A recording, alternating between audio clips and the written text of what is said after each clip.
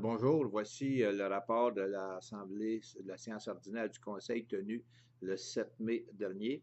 Alors, dans les sujets qui ont fait l'objet d'intérêt, c'est la question de, enfin, le module de jeu au domaine de la tour et réparation de celui qui a tout près des résidences sur le secteur du plateau Laval, l'avenue des Capucines. Donc, enfin, après 3 ans d'efforts, ça va se réaliser au cours de l'été. Et aussi, on a procédé à l'embauche d'un bloc d'étudiants pour tout l'entretien d'été, comme on le fait à chaque année.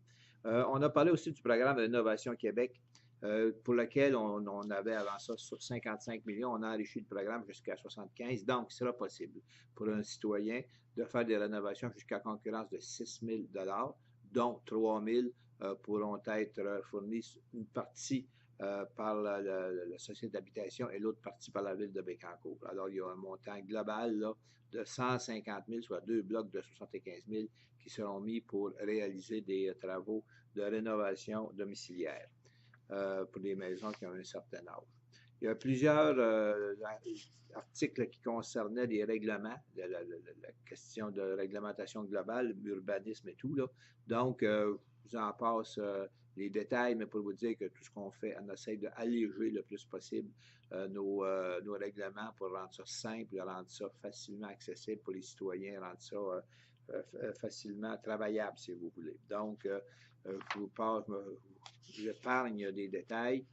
Pour vous parler, évidemment, enfin, le règlement, l'adoption du règlement sur le traitement des membres du Conseil. Alors, il a été adopté lundi de façon définitive. Il n'y a eu aucune question d'aucun citoyen là-dessus. Je dirais que ça a été accepté. Je pense que les citoyens ont réalisé qu'il y avait une acceptabilité sociale à ce règlement-là.